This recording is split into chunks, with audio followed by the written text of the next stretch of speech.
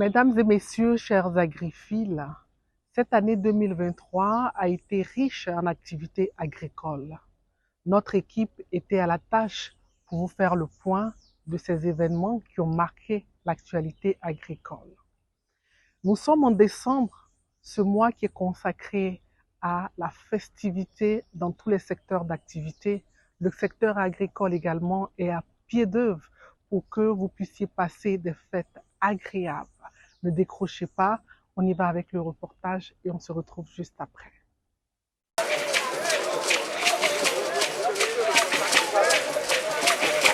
L'année 2023 fut une année riche en événements agricoles.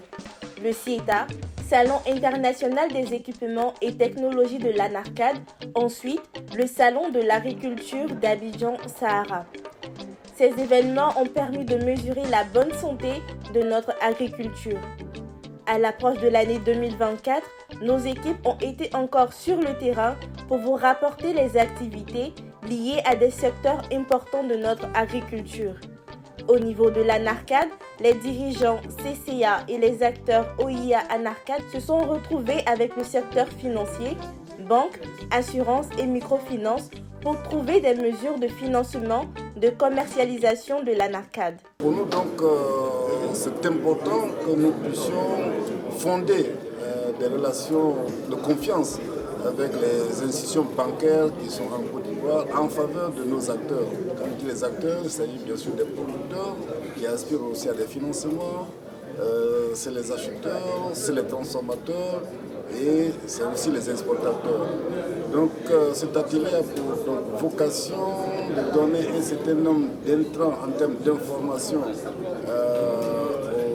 aux acteurs banquiers pour qu'ils apprécient mieux la filière ANACAD, qui est une filière d'avenir, une filière stratégique, une filière structurée avec des acteurs responsables, des acteurs sérieux et des acteurs donc, qui méritent d'être financés de façon à ce que les campagnes de commercialisation et surtout donc, au pôle champ et les campagnes de transformation soient fluidifiées financièrement. Toujours au niveau de l'ANARCAD, nos équipes se sont rendues à Dorado Ivory sur l'autoroute du Nord près de Toumoudi pour assister à une cérémonie de remise d'une trentaine de haut-parleurs à des coopératives affiliées à la plus grande et moderne usine de transformation d'anacarde en Côte d'Ivoire. Ce don s'inscrit dans un partenariat entre Dorado Ivory et CNFA et vise à permettre une bonne sensibilisation des braves paysans à produire des noix de bonne qualité. Le kit va servir de former les producteurs de cajou et former beaucoup plus qu'on peut faire sans les équipements. Donc on peut former une centaine de personnes à la fois et ça permettra aussi toute la famille de venir. Donc on peut être inclusif aux femmes et les enfants et tout le monde pour apprendre ce qu'il faut apprendre pour être un bon producteur. Donc notre projet de cajou, c'est pour améliorer la production, ça c'est un de nos objectifs. Donc nous avons les mêmes objectifs. Donc eux, ils font les transformations. Mais on veut encourager les transformateurs de former les producteurs aussi. Donc si on commence avec eux, ils peuvent continuer après que notre projet va finir. Les kits qui ont été donnés par Procachou entrent dans notre collaboration afin de renforcer les capacités des producteurs à travers des formations sur comment traiter la noix après la récolte et comment s'organiser pour faire le marketing de cette noix-là afin que nous puissions recevoir des noix de qualité à tout moment pour les transformer dans notre usine. Heureux de ce geste fait en leur faveur, les récipiendaires remercient les donateurs et promettent d'en faire bon usage. Vraiment, nous sommes très heureux pour les kits parce que le producteur en a besoin. Ils ont besoin de ces formations-là pour comprendre que la qualité est vraiment très importante pour eux. Et avec la qualité, nous pouvons avoir le prix. Depuis la récolte jusqu'à la vente, c'est une chaîne. Et cette chaîne doit être comprise par nos parents producteurs. Et si elle est bien cernée par nos parents on n'a plus rien à craindre par rapport à la qualité de la production de Côte d'Ivoire. Donc on remercie les différents donateurs. Toujours à Dorado, dans le cadre de ses activités de fin d'année et le souci de motiver ses employés, une journée récréative a été organisée par la direction de l'entreprise. Après du labeur, il faut quand même des moments de distraction. Raison pour laquelle le chairman Raj Kumar a bien voulu qu'en fin d'année, nous organisons des journées récréatives pour essayer d'apporter la joie. Et aussi, je voudrais profiter de ce micro pour dire merci à nos autorités administratives qui aussi n'ont pas manqué d'honorer de leur présence et dire merci surtout à l'ensemble des travailleurs de Dorado. Au menu de cette journée, football, tir à la corde, course et bien d'autres jeux ont occupé les employés. En présence du préfet de la région du Bélier, préfet du département de Toumoudi et des têtes couronnées, les meilleurs employés et les vainqueurs de différents jeux ont été récompensés. Le programme du président de la République qui a souhaité effectivement que les femmes puissent avoir leur autonomisation. Nous avons donc le conseil avec ces entreprises faire en sorte que les femmes soient donc recrutées ici. Et donc à ce jour, c'est plus de 1200 femmes et garçons qui y travaillent. Et donc avec 80% de femmes. Et donc c'est pour nous une grande fierté.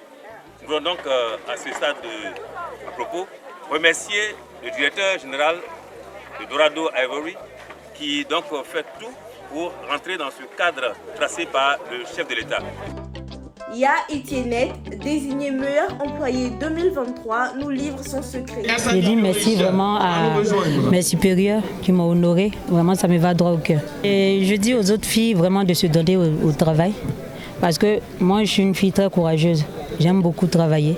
Voilà, je n'aime pas les paresseuses. Donc, quand je viens sur le terrain, je me donne à fond pour que le travail puisse avancer. Donc, je dis à mes autres sœurs de venir faire comme moi. Et s'ils veulent travailler, qu'ils prennent le travail à cœur. Voilà. Et ça peut récompenser. Et c'est ce qui m'a récompensé aujourd'hui. Voilà. Au niveau de la filière riz, un atelier s'est tenu à Dimbokro avec les différents acteurs, les directions et les ministères liés à cette filière. L'objectif, élaborer un mécanisme de fixation du prix du riz blanchi et du paddy. Nous avons travaillé avec les 3 maillons de notre filière et de manière consensuelle, nous avons déterminé des prix, à la fois le prix du paddy et le prix du riz blanc. Je pense que ce sont des prix assez valorisants qui vont permettre de donner un élan à notre filière. Les travaux se sont très bien déroulés. Les échanges étaient à la fois courtois et je pense que ces prix-là seront très très importants pour notre filière.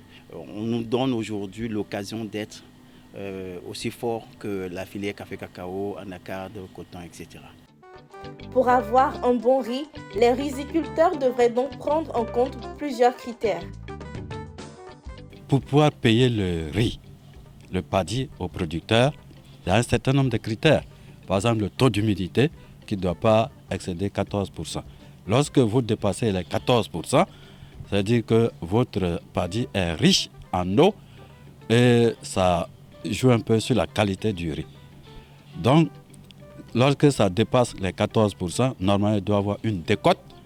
Le prix, l'usinier n'est plus tenu à vous payer le prix qu'il devait vous payer si la teneur en eau était aux environs de 14%. Ensuite, il doit avoir une teneur de 0% en impureté. Lorsque vous envoyez du riz avec plein d'impuretés, il doit avoir également une décote. Ensuite, pour que vous puissiez avoir du riz de bonne qualité, il y a des semences certifiées que l'Abderi propose aux acteurs. Après 2 jours de travaux, les acteurs de la chaîne de valeur de la filière riz nous donnent leurs impressions. Mes impressions, c'est que ce mécanisme de fixation du prix du riz du paddy est une très bonne chose pour nos producteurs parce que cela va nous permettre de planifier nos production et cela même nous permettra même souvent même de faire des ventes anticipées sur nos produits et cela pourra nous permettre également d'approcher tous nos partenaires financiers qui pourront nous aider davantage au vu du prix que nous pensons qu'il sera incitatif, qui pourra amener les financiers à nous accompagner dans la filière, surtout dans la production. L'objectif, c'est de pouvoir harmoniser les prix qui sont faits sur le terrain et au niveau de toute la Côte d'Ivoire. Nous pensons aux acteurs, nous voulons qu'il y ait des prix rémunérateurs pour nos différents acteurs, mais aussi un prix qui est compétitif du riz blanc en fonction des autres qualités de riz qui sont face au riz de Côte d'Ivoire. Et nous voulons un prix qui est aussi à la portée du consommateur. Le président de l'OIARI lance un appel à tous les acteurs pour la bonne marche de la mission que le gouvernement leur a confiée. Pour les acteurs de la filière, c'est le message de solidarité. Nous avons une organisation qui est assez forte. Il faudrait que nous soyons solidaires, nous soyons forts pour pouvoir mener à bien la mission. C'est une mission qui nous est confiée par le gouvernement ivoirien. La mission de faire de la Côte d'Ivoire un pays souverain en matière de riz. Nous allons donc travailler. Le gouvernement a préparé un certain nombre de choses pour nous, notamment pour la nouvelle campagne. Le gouvernement nous donnera tous les intrants nécessaires et ce sera à nous de nous mettre au travail pour que la Côte d'Ivoire soit un pays très fort en matière de riz. Voilà un peu le message que je lance à mes pairs. Les acteurs du secteur vivrier ont également été visités. En effet, notre équipe de reportage a assisté à la 2e édition des JNV, Journée nationale du vivrier, qui s'est tenue du 15 au 16 décembre au terrain d'Anono. Venus nombreuses des différentes communes et villes, les membres de la PFC-VCI, plateforme des femmes du secteur vivrier de Côte d'Ivoire, ont décidé en cette fin d'année de permettre à la population d'avoir des produits de bonne qualité et à des prix abordables. Lucie Bakayoro a plaidé pour un soutien à toutes ces femmes pour amener à bien leur mission. La 2e édition, on a un défi à relever, c'est-à-dire qu'on doit faire mieux que la première fois. Aujourd'hui, nous sommes satisfaits, pas totalement, mais déjà satisfaits de ce qui a été fait. Et nous sommes sûrs de remporter la victoire et d'assurer la sécurité alimentaire dans les 5 ans à venir, comme tout à l'heure nous l'a demandé le représentant du maire. Et en face de notre ministre de tutelle, on prend l'engagement. Bien sûr, ici, nous accompagne. Sinon, nous, on veut réussir, mais c'est difficile. Il nous faut des moyens financiers, il nous faut du matériel agricole, il nous faut des semences améliorées pour relever ce défi. Le représentant du ministre d'État, ministre de l'Agriculture, du Développement rural et des productions vivrières, le professeur Pascal Angui, dit avoir pris bonne note des revendications et les a rassurés du soutien du ministre. L'initiative des femmes est vraiment très salutaire dans la mesure où elles prennent l'engagement de faire en sorte que nous puissions atteindre la sécurité alimentaire et voire même la souveraineté alimentaire. Donc c'est un objectif noble. Et le ministère d'État, le ministère de l'Agriculture et du Développement rural s'inscrit bien dans ce cadre. C'est pourquoi nous sommes venus pour vraiment leur apporter notre appui. Pourquoi nous sommes venus pour leur dire que le ministre est avec elles et le ministre soutient leur initiative puisque ça s'inscrit dans le même cadre que l'atteinte de la sécurité alimentaire. Il faut souligner que ces braves femmes ont reçu une batteuse et des semences de la part du ministère de la Femme, de la Famille et de l'Enfant.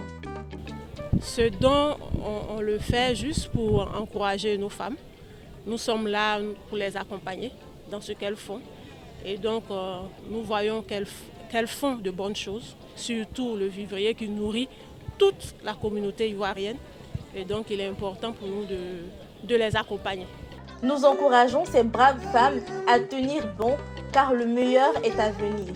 Justement, parlons d'avenir pour permettre à nos femmes du secteur du vivrier et de bien d'autres secteurs de faciliter le fonctionnement de leur activité avec le boom des réseaux sociaux.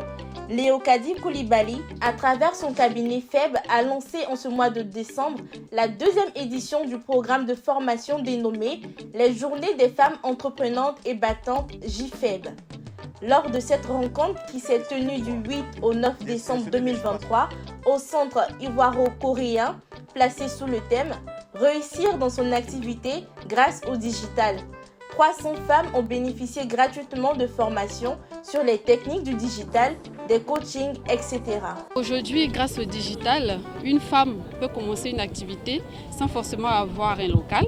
Déjà, c'est un grand pas. Ce que nous voulons prôner, c'est surtout la formation. Cette année, on donne une formation à plus de 300 femmes.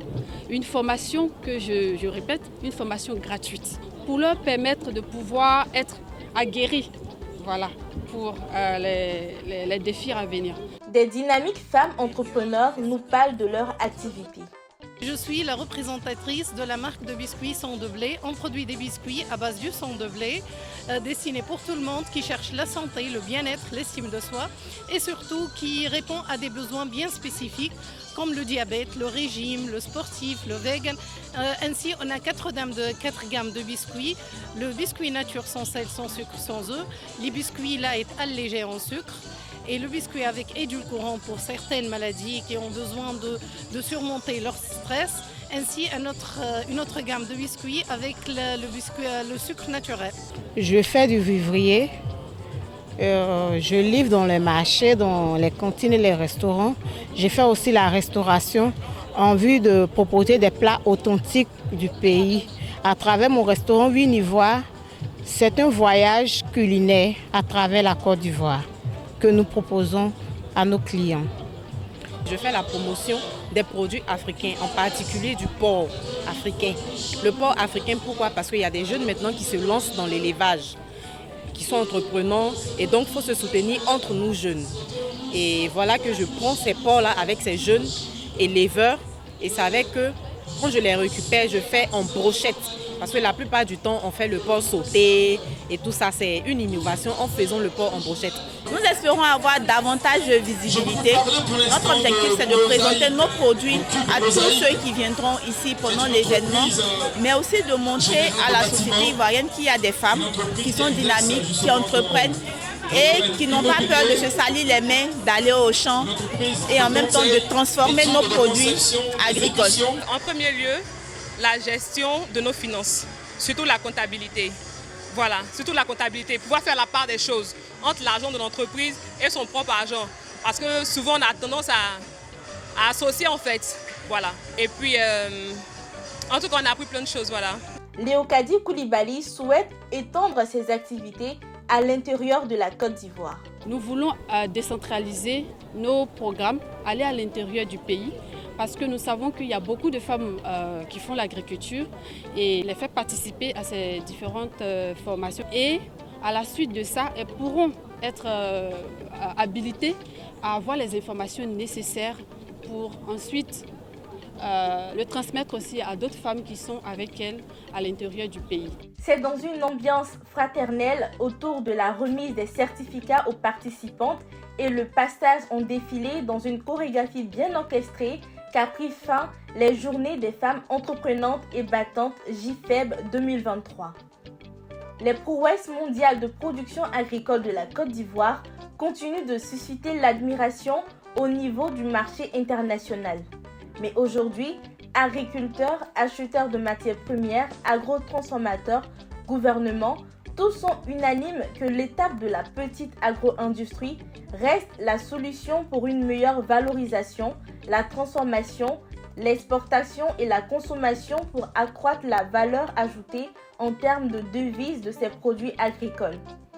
C'est dans cette dynamique que le Centre de démonstration de la promotion des technologies CDT organise depuis 8 ans les Journées nationales de la transformation JNT. Placée sous le thème « Les défis de la promotion et de la consommation des produits locaux », cette 8e édition a été présidée par le ministre du Commerce et de l'Industrie, Souleymane Dirasouba. Il s'est agi au cours de ces 3 jours de panels, de formations pratiques sur les processus de transformation des produits agricoles, le concours du meilleur équipementier et de rencontres B2B, opportunités d'affaires et de visites de stands d'exposition. Notons que c'est en partenariat avec Red Passy, réseau des transformatrices des produits agricoles de Côte d'Ivoire, dignement conduit par sa présidente Halima Koulibaly, que cet événement a pu se réaliser. Les agrotransformatrices venues en très grand nombre nous ont décrit leurs produits exposés. Nous avons une plantation de poivre noir que nous plantons à Akoupé, dans la région d'Akoupé. Et nous présentons aujourd'hui nos poivres à CDT pour promouvoir le poivre ivoirien.